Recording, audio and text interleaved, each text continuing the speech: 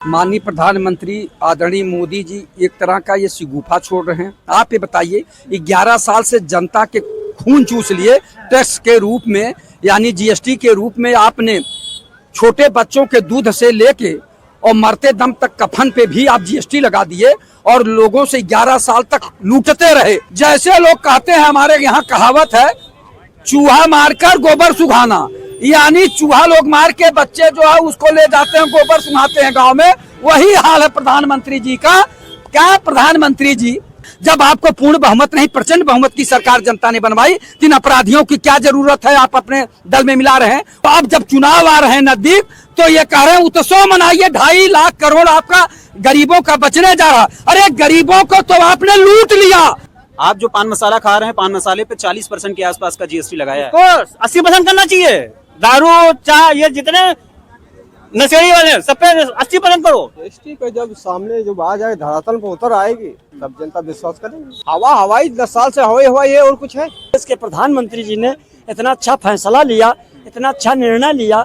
मतलब हो ना हो तारीफ करते रहो, मतलब आंखों से कुछ ना दिखना चाहिए, अंधे बने रहो। कर्मचारी एक एक कच्चा मकान, जैसे कुत्ता नहीं दौड़ता है गली गली, उस तरीके कर्मचारी दौड़े दौड़े घूम रहे थे। अगले सालों का ये 1.5 साल। 254 मुजफ्फरनगर में मुसलमानों के घर जल रहे थे, सैफई में हीरो हिरोइन नाच रहे थे, प्रतापगढ़ में सीओ की हत्या हुई थी, ये नहीं बताएंगे। और हमको भी भारतीय जनता पार्टी सरकार में आवास मिला, सड़कें बनी, विकास हुआ। ये लोग क्या जाने, लोग ढिंढोरा पीट रहे हैं। तो भारतीय जनता पार्टी कह रहे सबका साथ, सबका विकास, सबका विश्वास, सबके प्रयास पर मुजफ्फरनगर दंगा की नहीं चर्चा होगी। मुसलमानों के घर जल रहे थे, सैफई में हीरो हिरोइन नाच रहे थे, प्रतापगढ़ में सीओ की हत्या हुई थी। जिया उल हक की जो समाजवादी पार्टी बहुत बड़ी मुसलमानों की हमदर्द बन रही थी, उसका ही लोग प्रमाण नहीं देंगे। चोरी करोगे, आदमी कहेगा चोर है ये। तो चोर जब कहेगा, जब मतलब उस पार्टी में होगा तब कहेगा। पहले यही अनदेखी की अखिलेश यादव ने कि राकेश प्रताप सिंह को और जो अभय सिंह को निकाल दिया और पूजा पाल को बाद में निकाल दिया। यही अखिलेश यादव ने बदलने की भावना किया। इसी से आप क्या कर लीजिए। देखिए, कहीं फायदा होगा, कहीं नुकसान होगा, समझ रहे हैं?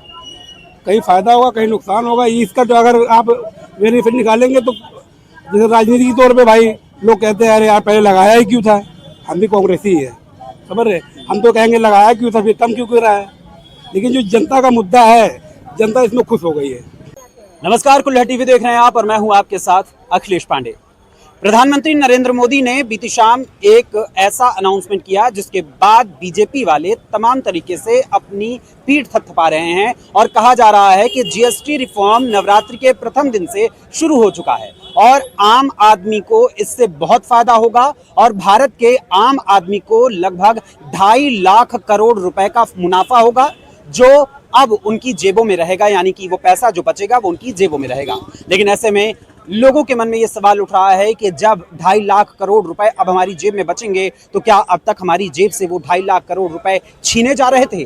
क्या अब तक जो सरकार ये कह रही थी कि हम गरीबों के लिए काम कर रहे हैं, 2014 से पहले ये नारा दिया गया था कि अच्छे दिन आने वाले हैं, उसी सरकार को लोग सवाल पूछ रहे हैं उसी सरकार से कि भाई अब तक आपने जिस बात की आप बात कर रहे हैं कि अब जीएसटी रिफॉर्म उत्सव मनाइए, 2.5 लाख करोड़ रुपए आपके बचने वाले हैं, उसी मुद्दे को लेकर जनता के बीच आए हैं कि क्या वास्तव में 2.5 लाख करोड़ रुपए का जो बचत होगा उसका उत्सव जनता मनाएगी, या पिछले 11 सालों में जैसा लोगों के मन में है कि हमें लूटा गया है, क्या ये वास्तविकता है या सिर्फ एक कह कहा है। इसी बारे में लोगों से जानकारी इकट्ठा करने के लिए, लोगों के मन की बात जानने के लिए हम यहाँ पर लखनऊ में आए हुए हैं। तो आइए जानते हैं सभी जनता के लोगों से। सर, आपका नाम? लालजीत यादव।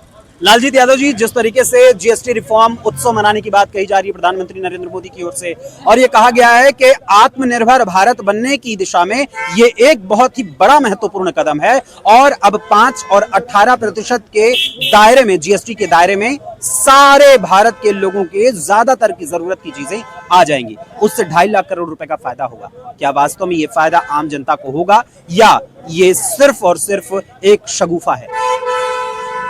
माननीय प्रधानमंत्री आदरणीय मोदी जी एक तरह का ये शिगुफा छोड़ रहे हैं। आप ये बताइए, 11 साल से जनता के खून चूस लिए टैक्स के रूप में, यानी जीएसटी के रूप में। आपने छोटे बच्चों के दूध से लेके और मरते दम तक कफन पे भी आप जीएसटी लगा दिए और लोगों से 11 साल तक लूटते रहे। जीएसटी के नाम पर खूब लूटे। अब जब बिहार का चुनाव आया है तो आप कह रहे हैं कि उत्सव मनाइए, इतने करोड़ रुपए का बचत होगा। आप ये बताइए बचत क्या होगा? आप 5 से 18% का स्लैब दे रहे हैं कहीं कहीं, लेकिन कुछ चीजों पे 50% भी है, तो 40% है। तो अब सोच लीजिए कि कहां हम लोग को जो है राहत मिलेगी। ये केवल एक तरह का भारतीय जनता पार्टी के जनता को गुमराह करने का जो है तरीका है। प्रधानमंत्री कुछ बोल दे, इनके जो कार्यकर्ता है अंधभक्त, वो वही गाने लगते हैं। वो चिंतन मंथन नहीं करते, आलोचना विवेचना समालोचना नहीं करते, तर्क नहीं करते कि इससे जनता को क्या फायदा होगा। एक तरफ जनता का जो है टैक्स के माध्यम से अरबों रुपया लूट कर जो है अडानी अंबानी को दे रहे थे, और अब कह रहे हैं कि हमने जो है जीएसटी कम कर दिया है, इससे जनता का पता नहीं कितने करोड़ का फायदा होगा। फायदा कहाँ होने जा रहा है आप ये बताइए। और फिर कह रहे हैं कि जो है ये जो हम लोगों का हिंदुओं का त्योहार आ रहा है उस पे कह रहे हैं उत्सव मनाइए। यानी जैसे लोग कहते हैं, हमारे यहाँ कहावत है, चूहा मारकर गोबर सुखाना, यानी चूहा लोग मार के बच्चे जो है उसको ले जाते हैं, गोबर सुखाते हैं गांव में। वही हाल है प्रधानमंत्री जी का। क्या प्रधानमंत्री जी, आप तो गजब के बाड़ी के सौदागर हैं, बाड़ी के जादूगर हैं, बाड़ी के व्यापारी हैं। अरे आप अपनी बाड़ी से कितना मुकरे हैं। जो आपने वादा किया था, वादा करके वादा खिलाफी करना भी एक तरह का भ्रष्टाचार है। यही प्रधानमंत्री जी कहे थे, हम आएंगे 2 करोड़ लोगों को प्रतिवर्ष रोजगार देंगे, देश से भ्रष्टाचार समाप्त करेंगे, देश से महंगाई समाप्त करेंगे, विदेशों में जमा काला धन ला के देश में खुशहाली लाएंगे। अब तक अगर बेरोजगारों को नौकरी दिए होते तो 22 करोड़ लोग रोजगार पा गए होते। अरे 22 करोड़ नहीं दिए तो 20 करोड़ दे दिए होते।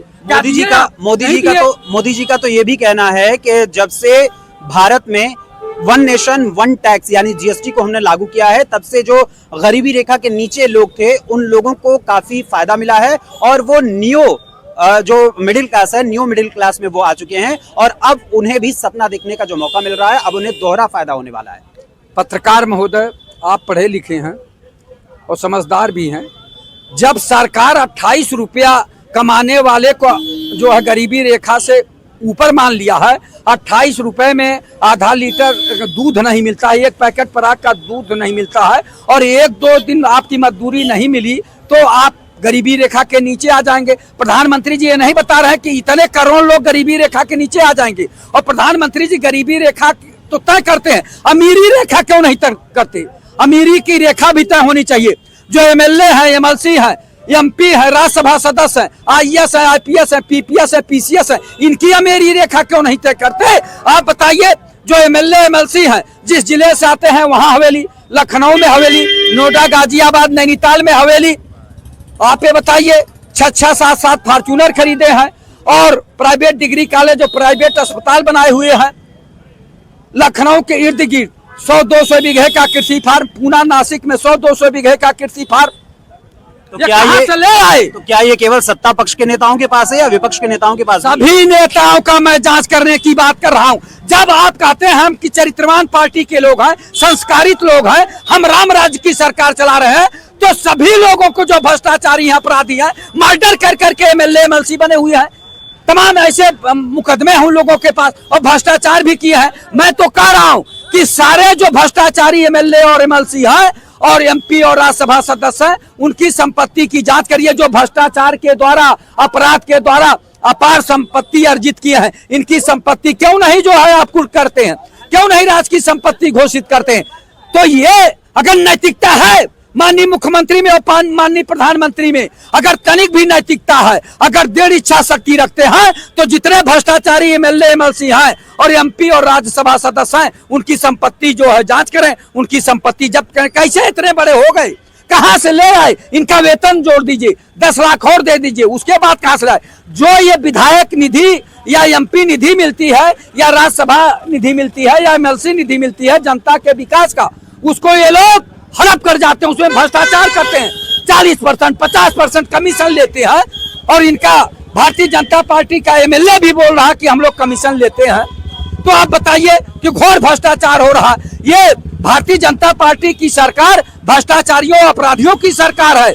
हम तो सोच रहे थे जनता को इन्होंने वादा किया था हम आएंगे तो भ्रष्टाचार मिटाएंगे, महंगाई मिटाएंगे, बेरोजगारी दूर करेंगे, तो हम लोगों ने इन पे विश्वास किया। पूर्ण बहुमत नहीं, प्रचंड बहुमत की सरकार बनवाई। उसके बाद भी ये लोग जितने प्रदेश में भ्रष्टाचारी अपराधी थे अपने पार्टी में मिलाते जा रहे हैं, और देश में जितने बड़े बड़े भ्रष्टाचारी थे और अपराधी थे उन्हें भारतीय जनता पार्टी में मिलाते जा रहे हैं। तो कैसे ये भ्रष्टाचार और अपराध समाप्त करेंगे? तो कैसे आप भ्रष्टाचार समाप्त करेंगे? आदरणीय प्रधानमंत्री जी और योगी जी से मैं पूछना चाहूंगा कि जितने बड़े बड़े अपराधी एमएलए एमएलसी हैं और भ्रष्टाचारी हैं वो आपके बगल बैठ रहे हैं, तो कैसे बैठ रहे हैं? आप तो संत महंत मुख्यमंत्री हैं। उसके लिए तो कानून भी लाने की बात किन्होंने कही है, और एक बिल भी लेके आए थे अमित शाह जी, और उस बिल में ये कहा गया था कि अगर 5 साल या उससे ऊपर की जिस जुर्म में सजा मिलती है, जिस अपराध में सजा मिलती है, वैसा अगर कोई जुर्म करता है कोई भी नेता, चाहे वो प्रधानमंत्री ही क्यों ना हो, तो उसको उस परिस्थिति में अगर जेल में रहना पड़ता है 30 दिन तक,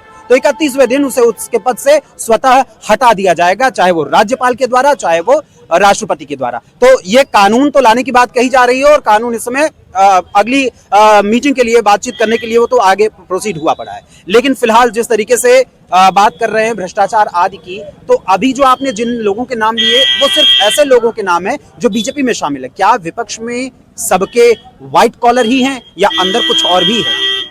पत्रकार महोदय, मैं एक पार्टी से ही नहीं बता रहा हूं, सारे दलों के भ्रष्टाचारी नेता, आपराधिक जो नेता हैं उनका जो है संपत्ति की जांच होनी चाहिए, सभी दलों का। हम एक दल की बात नहीं कर रहे हैं। आप बताइए, गाजीपुर से लेकर गाजियाबाद तक जितने बड़े अपराधी हैं आपके यहाँ हैं, आपके पार्टी में मिलते जा रहे हैं। जब आपको पूर्ण बहुमत नहीं प्रचंड बहुमत की सरकार जनता ने बनवाई, तो इन अपराधियों की क्या जरूरत है? आप अपने दल में मिला रहे हैं, उनकी संपत्ति क्यों नहीं जाती? यानी साफ है कि जहां एक तरफ सरकार ये दावे कर रही है कि जीएसटी में बदलाव करके आम जनता को 2.5 लाख करोड़ रुपए का तकरीबन फायदा हम देने जा रहे हैं, आने वाले समय में बड़ा फायदा मिलेगा, उससे ज्यादा सवाल और बड़ा सवाल है भ्रष्टाचारियों पर लगाम लगाना, भ्रष्टाचार को इस देश से समाप्त करना। जी, जो आप 2.5 लाख करोड़ की बात कर रहे हैं, ये केवल जुमला साबित होगा।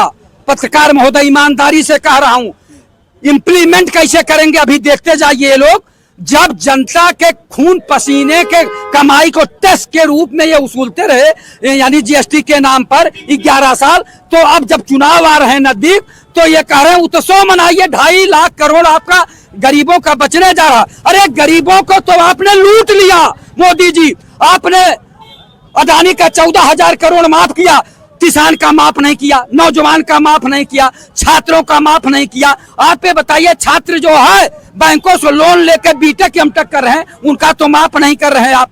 और किसान कर्ज लिया है, उनको रोज तहसील में जो है ले जाके बंद करते हैं लोग, वो लोग बेचारे 10 दिन 15 दिन वहां बंद रहते हैं, फिर छूट के आते हैं। और बेरोजगार नौकरी मांगने आता है तो पुलिस के डंडों से आप पिटवाते हैं, नौजवान अपनी बात करने आता है तो पुलिस के डंडों से पिटवाते हैं, और छात्र अपनी बात करने आता तो छात्रों को भी आप पुलिस के डंडों से पिटवाते हैं। तो ये सरकार भ्रष्टाचारियों की सरकार है, अपराधियों की सरकार है, और जुल्म के बल पर यह सरकार चला रही। तो हम कहना चाहेंगे, जुल्मी कब तक जुल्म करेगा? सत्ता के हथियारों से जर्रा जर्रा गूंज रहा है परिवर्तन के नारों से, रोजी रोटी दे न सके वो सरकार निकम्मी है। जो सरकार निकम्मी है वो सरकार बदलनी है। माननीय योगी आदित्यनाथ जी और माननीय मोदी जी प्रधानमंत्री जी, जनता की आवाज को सुन लीजिए। अब आपके अगल बगल में जनजी भी चल दिया है, तो आप देख लीजिए, आप जितना भ्रष्टाचार करा रहे हैं ये जनता देख रही, नौजवान भी देख रहा। कब तक सब्र करेगा? जब सब्र की बांध टूट जाएगी तो अन्य देशों का देख लीजिए, सजग हो जाइए। कोई जज महोदय जी भी बोले थे कि अब लोग सुधर जाएं, और मैं आपको बता दूं, इससे पहले माधवराव सिंधिया जी सदन में बोले थे, नेताओं के बीच में लोकसभा में बोले थे कि हम लोग कितने बड़े टीले पे बैठे रहे, लेकिन ये गरीबी की बाढ़ हमें भी ले डूबेगी। तो याद करें, आदरणीय मोदी जी और आदरणीय योगी जी और पूरे देश के सभी नेता सजग हो जाएं, अभी सुधर जाएं। जो भ्रष्टाचार करके, अपराध करके धन इकट्ठा किए हैं वो जनता में बंटवा दें या राज्य की संपत्ति घोषित करा दें। सर, आपका नाम? जीतू। जीएसटी जो रिफॉर्म हुआ है उस पर आपका क्या कहना है? बेहतरीन है। जो मोदी जी कह रहे हैं कि 5% और 18% के स्लैब में आ गया है और सभी भारतीयों को बड़ा फायदा होगा, 2.5 लाख करोड़ रुपए का मुनाफा आम आदमी के जेबों में जाएगा। सही कह रहे हैं, गलत क्या कह रहे हैं? आपको क्या फायदा हुआ है? आपको क्या फायदा हुआ? किन चीजों में फायदा? जैसे बहुत सी चीजों फायदा है। जैसे घरेलू काम में उसमें जीएसटी कम हो गई, गाड़ी घोड़ा मेरा पहले से ही है, उसको चाहिए नहीं, तो वो किस चीज की कमी है? लेकिन एक सवाल और मैं पूछूंगा, आप जो पान मसाला खा रहे हैं, पान मसाले पे 40% के आसपास का जीएसटी लगाया है। तो 80% करना चाहिए। दारू चाय ये जितने नशेड़ी वाले हैं, सब पे 80% करो। 80% हो जाएगा, आप तब भी खाएंगे? कम हो जाएगा, छूट जाएगा इसी बहाने। आप खाएंगे यानी, क्योंकि आम आदमी खाता है तभी तो प्रोडक्शन। सरकारी इंसान क्यों नहीं खाएंगे हम? क्यों नहीं खाएंगे? पैसा सरकार जमा करना हमको। सरकारी पैसा जमा करते हैं, इसलिए हम कुछ भी खाने को तैयार हैं। हाँ, मगर उतना भी नहीं। नहीं 40% उसको 80% करते हैं। कांग्रेस टाइम पे ये जो महंगाई थी कितनी परसेंट थी? 24-25% थी। आज कितनी है? 1.5%। मतलब 40%, 80% या 100% कर दे तब भी आप लोग खाना छोड़ाएंगे नहीं। ये व्यक्तिगत चॉइस है आपकी। हाँ, लेकिन फिलहाल जिस और ज्यादा बढ़ाना चाहिए, टैक्स और बढ़ा देना, और बढ़ा, दारू सिगरेट पानी सब पे ज्यादा बढ़ा देना चाहिए। खाने पीने पे कम करना चाहिए, वो तो कम ही है। बिल्कुल। आपका नाम? मोहम्मद। जीएसटी जो रिफॉर्म किया गया है, जीएसटी पर आपका क्या कहना है? जीएसटी का जब सामने जब आ जाए, धरातल पर उतर आएगी, तब जनता विश्वास करेगी। मतलब अभी धरातल पर कुछ भी नहीं, कुछ नहीं, बकवास है सब। सिर्फ हवा हवाई है। हवा हवाई 10 साल से हवाई हवाई है, और कुछ है? तो अब तो 10 साल बाद मोदी जी, 11 साल बाद मोदी जी तो ये कह रहे हैं 11 साल बाद तो जो जितना हुआ अभी तक हवाई हवाई सब है, हवाई हवाई है, सारा हवा हवाई है। सब पूरा हवा हवाई है। तो जितने वादे किए सब तो वही जुमले हुआ, क्या हुआ है? भाई साहब ये कह रहे हैं सारा का सारा जुमला ही हुआ है। अच्छा, आप जैसे जौन उनसे पूछियो तो बताइए, वह कहने का हमारा मतलब माननीय देश के प्रधानमंत्री जी ने इतना अच्छा फैसला लिया, इतना अच्छा निर्णय लिया, और गरीब आदमी की राहत के लिए, उसकी हमदर्दी के लिए, और जो है जीएसटी उन्होंने कम की है। अब इन लोगों वो वाला हाल है कि नाचा कि नहीं तो आंगन त्यार, इनका मालूम का है, अगर मोबाइल चलाओ तो। कहने का मतलब है कि मतलब वो होना हो या ना हो, मतलब हो ना हो तारीफ करते रहो, मतलब आंखों से कुछ ना दिखना चाहिए, अंधे बने रहो। ये वो है, ये ताल के मेढक है। इनको तो उत्तर प्रदेश की जानकारी नहीं है, इनको तालाब के पानी की जानकारी है। इनको तालाब के मेढक है ये, इनको तालाब के पानी की जानकारी है कि तालाब से निकल के सूखे पे खड़े हो टन करने लगे। ये उत्तर प्रदेश में पूरे घूम के देखे कितना बेरोजगारी है, कितनी महंगाई है, कितना आदमी गरीब है, उसको मकान देने का काम नहीं करेंगे। जो कुछ होगा वो काम नहीं करेंगे, खाली 2 किलो राशन, 2 किलो गेहूं और 3 किलो राशन चावल पे आदमी को चूतिया बनाने का काम करेंगे। देखिए ऐसा हमको भी ईश्वर इस बात का साक्ष्य है, हमको भी प्रधानमंत्री आवास मिला, और जो हमारे सरकार सन 2011 में सपा की सरकार थी, उन्होंने 75 जिला में दौरा किया था, और 75 जिला में कर्मचारियों ने सारे कच्चे मकान लिख लिए थे। 2011 में किसकी सरकार थी? 11-12 में जब सरकार 13 में बनी है, 12 में 2012 में बनी, सुनो बात, 12 में बनी है तो 75 जिले में उन्होंने दौरा किया, हर तहसील में गए। कर्मचारी एक एक कच्चा मकान, जैसे कुत्ता नहीं दौड़ता है गली गली, उस तरीके कर्मचारी दौड़े दौड़े घूम रहे थे। अगले सालों का ये डर था और दबदबा था। 11 बहन जी की सरकार, इसी से आप पता कर लीजिए। 11 में जो बहन जी की सरकार थी, हम कह रहे हैं हम भूल में वो अखिलेश यादव की सरकार की बात। हाँ, बात अखिलेश यादव सरकार शब्द सुधार चुके हैं, 2012 में आ चुके हैं। तो उनकी सरकार में 75 जिले में उन्होंने हर तहसील में गए, और कुछ गाँव में भी गए थे। प्रधान का 254 दंगे हुए थे, ऑन टाइम बताया था। अरे दंगे क्या चीज बता रहे 254 दंगे हुए थे। मुजफ्फरनगर में मुसलमानों के घर जल रहे थे, सही में हीरो रैली नाच रहे थे, प्रतापगढ़ में सीओ की हत्या हुई थी, ये नहीं बताएंगे। और हमको भी भारतीय जनता पार्टी सरकार में आवास मिला, सड़कें बनी, विकास हुआ, ये लोग क्या जाने, लोग ढंढारा पीट रहे हैं। ताल के मेढा के बता तो रही है, ताल के मेढा। दंगे की बात जो कर रहे हैं, तो दंगे की बात तो सत्य है। इस सरकार में कौन से सफाई है? कहाँ दंगे कहाँ हुए? कहाँ नहीं, कहीं दंगे हो रहे, कहाँ नहीं। भारतीय जनता पार्टी करे सबका साथ, सबका विकास, सबका विश्वास, सबके प्रयास पर मुजफ्फरनगर दंगा की नहीं चर्चा होगी। मुसलमानों के घर चल रहे थे, सैफई में हीरो हीरोइनी नाच रहे थे, प्रतापगढ़ में सीओ की हत्या हुई थी, जियाउल हक की जो समाजवादी पार्टी बहुत बड़ी मुसलमानों की हमदर्द बन रही थी, उसका ही लोग प्रमाण नहीं देंगे। क्या कह रहे हैं? अतीक के मामले में कह रहे हैं, अतीक अहमद का क्या कहना है? अरे तो इनसे पूछ लिया, हमको नहीं जानकारी, इनसे आप पूछ लीजिए। भाई अतीक अहमद का मुद्दा देखिए, अतीक अहमद का जो मुद्दा है, सरकार ने तो यही कहा कि माफिया है, और माफिया होने के बाद जब उसकी हत्या हुई तो सवाल ये उठ रहा है कि प्रशासनिक गलतियां हुई हैं या क्या हुआ है कि अचानक से पुलिस की कस्टडी में होता है व्यक्ति और उसको गोली मार दी जाती है। सजा देने की जिम्मेदारी किसकी है? कोर्ट की थी। अच्छा एक चीज हमको बता दिया, 2017 में अतीक अहमद पर माफिया की डांट तो अखिलेश यादव ने ही लगाई थी, कि माफिया है, माफियाओं को हम टिकट नहीं देंगे।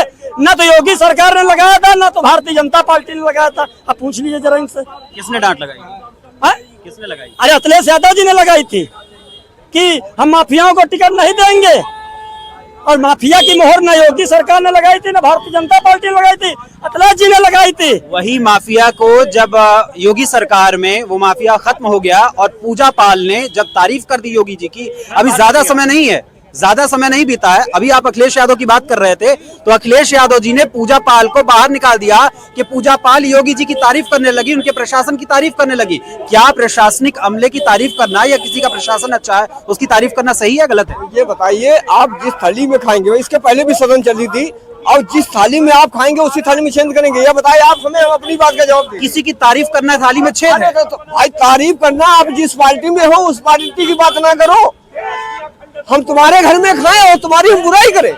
यानी आज की रात चोरी करोगे, आदमी कहेगा चोर है ये। तो चोर जब कहेगा, जब मतलब उस पार्टी में होगा तब कहेगा ना। पहले यही अनदेखी की अखिलेश यादव ने कि राकेश प्रताप सिंह को और जो अभय सिंह को निकाल दिया और पूजा पाल को बाद में निकाल दिया। यही अखिलेश यादव ने बदले की भावना किया। इसी से आप व्याख्या कर लीजिए, इसी से आप व्याख्या कर लीजिए। राकेश प्रताप सिंह को और अभय सिंह को पहले निकाला और पूजा पाल को बाद में निकालना, इसका क्या? वो भी जब अपने पति के मरने पर न्याय मिला और उसने तारीफ की, तब जो है अखिलेश यादव ने उसको निकाल दिया। तो इतनी अखिलेश यादव में जो है सच्चाई आप देख लीजिए। तो कहने का हमारा मतलब है, नाचे कि नहीं तो आंगन त्यार। अरे कानून व्यवस्था, अगर भारतीय जनता पार्टी ने कहा है कि सबका साथ, सबका विकास, सबका विश्वास, सबका प्रयास, तो चल रहा है। ये न हिंदू देखा जा रहा, न मुसलमान देखा जा रहा। माननीय मुलायम सिंह जी ने जो है मदरसा बोर्ड बनवाया था। बाकी देश के प्रधानमंत्री माननीय नरेंद्र मोदी जी ने कहा कि एक हाथ में लो लैपटॉप, एक हाथ में लो कुरान। तमाम मुस्लिम बच्चे IAS, PCS और टीचर और प्रोफेसर बन के जो है निकल रहे हैं। ये भी देख दें भारतीय जनता पार्टी की है। भीख मांगा थे दिनामन, और बताओ कुरान की बात कर रहे हैं। लीकेज छोड़ा, भीख मांगा थे और कुरान की बात करते हैं। वो धार्मिक टिप्पणी हो जाती है पूरी तरीके से। लेकिन अखिलेश यादव की बात कही, मोदी जी की बात करी, लेकिन हम मूलतः मुद्दे पे वापस आते हैं, GST पे। सर आपका नाम? मेरा नाम सलमान है। सलमान जी, जो GST की मैं बात करूंगा, मैं GST की बात कर रहा हूँ। एक आम आदमी जो आज का मुद्दा है कि GST को लेकर GST रिफॉर्म किया गया है, और मोदी जी का कहना है कि GST रिफॉर्म से आम आदमी को बहुत बड़ा फायदा होने वाला है, उसके घर के खर्चे काफी कम होने वाले हैं, और घरेलू सामान लगभग 99% उसके दाम घट रहे हैं। उससे क्या फायदा हो रहा है? हाँ, हो रहा है। हमें भी कल 2 लाख की छूट मिली है गाड़ी पे। 2 लाख की छूट? हाँ। कौन से 2 लाख? स्कॉर्पियो लिए 811, उसपे छूट मिली है? हाँ। कितने % का टोटल अगर देखें? अरे वो वैसे तो 22 लाख रुपए की थी, 20 लाख की मिली है, 20,40,000 की। तो यानी कि आपका जो कहना है कि 2.5 लाख करोड़ रुपए का फायदा जो होगा पूरे भारत में होगा? देखिए, कहीं फायदा होगा, कहीं नुकसान होगा, समझ रहे हैं? कहीं फायदा होगा, कहीं नुकसान होगा। इसका तो अगर आप बेनिफिट निकालेंगे तो जैसे राजनीति के तौर पे भाई लोग कहते हैं अरे यार पहले लगाया ही क्यों था। हम भी कांग्रेसी ही है, समझ रहे? हम तो कहेंगे लगाया क्यों था, फिर कम क्यों कर रहा है। लेकिन जो जनता का मुद्दा है, जनता इसमें खुश हो गई है। दिवाली ये जनता का फायदा आ रहे हैं, बिहार में चुनाव चल रहा है, इसके बाद असम में चुनाव है, तो राजनीतिक मुद्दा तो है ही है भाई, वोट लेने का। तो यानी राजनीतिक मुद्दा है, लेकिन उसके बावजूद जनता का फायदा कहीं ना कहीं तो है, ये आप स्वीकार करें? हाँ हाँ है। फिलहाल जिस तरीके से GST के मुद्दे पे तमाम चर्चाएं हो रही हैं, लेकिन GST के साथ साथ लोगों के मन में और भी कई मुद्दों को लेकर गुस्सा भरा हुआ है। मगर जो प्रधानमंत्री नरेंद्र मोदी का कहना है कि भारत सरकार द्वारा जो GST रिफॉर्म किया गया है, वो GST रिफॉर्म उत्सव मनाया जाएगा नवरात्रि के प्रथम दिवस से, और साथ ही लगभग 2.5 लाख करोड़ रुपए का भारतीयों को फायदा होगा, और वो पैसा उन्हीं की जेब में अब रहेगा, उनसे किसी भी प्रकार से पैसा लिया नहीं जाएगा। क्या अब तक 2014 से जब से सरकार थी और GST जब से लागू हुआ है, उसके बाद से अब तक लोगों से ये 2.5 लाख करोड़ रुपए किसी न किसी बहाने टैक्स के जरिए वसूले जा रहे थे या लूटे जा रहे थे? इस पर आपकी क्या राय है, हमें अपने कमेंट्स के माध्यम से जरूर बताइएगा।